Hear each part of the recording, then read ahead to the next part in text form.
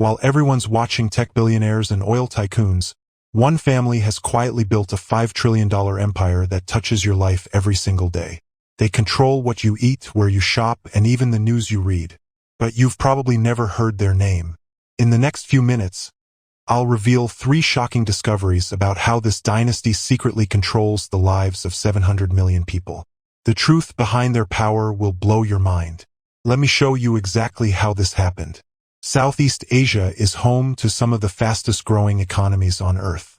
11 countries, over 700 million people, and almost all of them depend on businesses controlled by a handful of Chinese-Indonesian families who arrived as immigrants centuries ago. These families faced discrimination and violence. They were banned from owning land in many places, so they built something else instead: monopolies over entire industries. Today, their descendants control up to 80% of the private wealth in countries like Indonesia, Thailand, and the Philippines.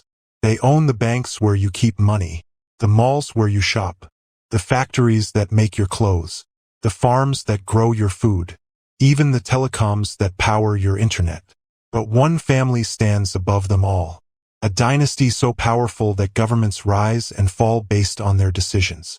And it all started with one man selling vegetables from a wooden cart. Now here's where things get really interesting. First major revelation. This empire was built by the Liem Group, founded by Liem Sioe Liong, who started with literally nothing in 1938. He arrived in Indonesia as a teenage refugee from China with no money and no connections. He sold snacks and instant noodles from a street cart. But Liem had a genius strategy that nobody expected. Instead of competing with local businesses, he befriended a young Indonesian military officer named Suharto. They met in the 1950s during Indonesia's revolution, and Liem supplied food to Suharto's troops. When Suharto seized power in 1965 and became dictator, Liem became the most powerful businessman in the country overnight. Suharto gave him monopolies on flour, cement, and cloves, the key ingredient in Indonesia's kretek cigarettes. Imagine controlling the only supply of an ingredient that every smoker in a country of 100 million people needs daily. That's exactly what happened. Liem's flour monopoly meant every bakery, every restaurant, every food manufacturer had to buy from him. His cement monopoly controlled all construction. Within a decade, he went from selling noodles to controlling billions of dollars. But the real genius move came in 1968 when Liem launched Indofood, which would become the largest food company in Southeast Asia. But if you think that's crazy, wait until you hear this. Second major revelation. Liem didn't just dominate Indonesia. He used his monopoly profits to build a spider web of control across 6 countries. His strategy was brilliant and terrifying. He'd enter a country, partner with the ruling family or dictator, and use government connections to crush competition. In the Philippines, he partnered with President Marcos. In Thailand, he allied with the military government. Each partnership followed the same playbook. Get exclusive licenses, use political protection to build monopolies, then expand into banking to control the money supply itself. By the 1990s, the Liem Group controlled over 500 companies. They owned Indonesia's largest bank, Bank Central Asia. They controlled Indofood, making everything from instant noodles to baby formula. They owned palm oil plantations the size of small countries. They had telecom networks, chemical plants, real estate developments, and automotive factories. The family's total assets were estimated at over $20 billion. But that's just what was publicly known. The real number was probably double or triple that because much of their wealth was hidden in offshore accounts and shell companies. Here's what makes this even more shocking. When Indonesia's economy collapsed in 1997 during the Asian financial crisis, the Liem Group's bank failed and required a government bailout of $5 billion, the largest bailout in Indonesian history. Taxpayers paid to save Liem's bank. And instead of facing consequences, the family simply moved assets overseas and continued operating. They sold some Indonesian businesses but kept control of the most profitable ones, especially Indofood. Today, Indofood has revenues over $7 billion and sells products in 60 countries. This brings us to the most shocking discovery of all. Climax revelation. The Liem dynasty doesn't just control businesses. They control information itself. Through complex ownership structures and partnerships with other dynasties, the family has influence over major media companies across Southeast Asia. They shape what news gets reported, which politicians get positive coverage, which scandals get buried. In Indonesia, a handful of families, including the Salims and their allies, control virtually all major television networks, newspapers, and online media.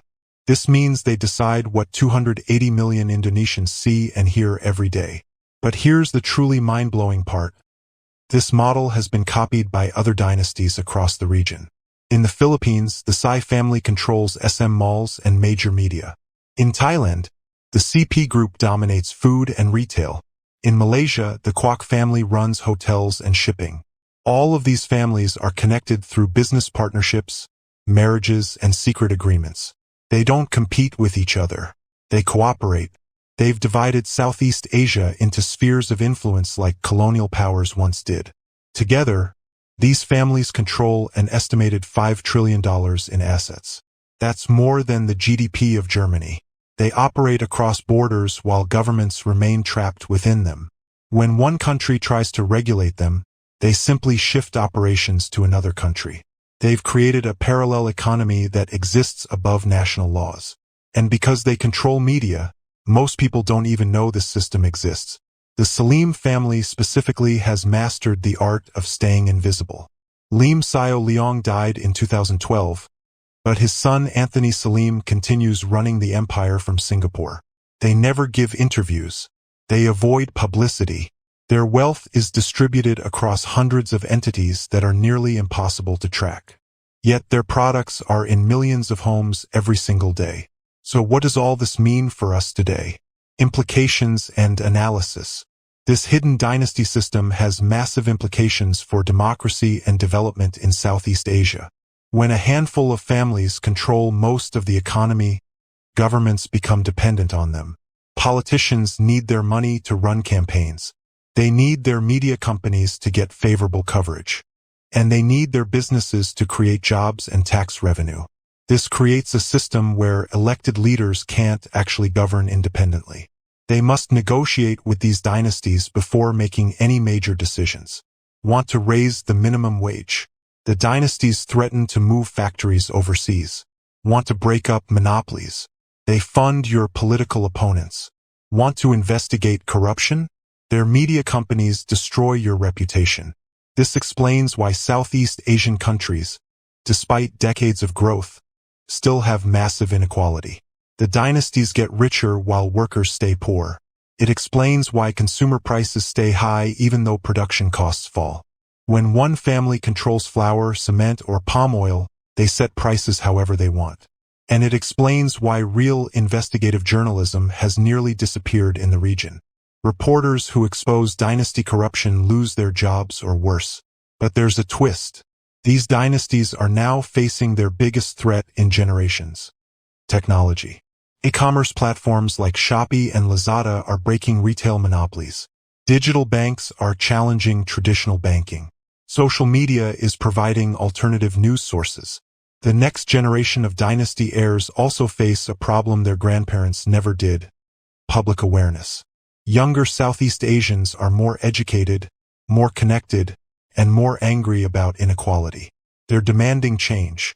Before we wrap up, there's one final thing you need to know.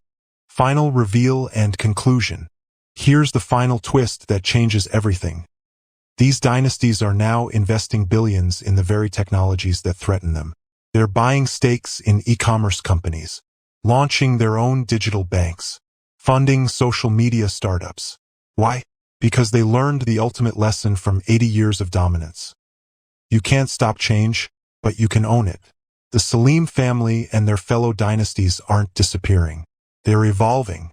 They're positioning themselves to control the digital economy just like they controlled the physical one.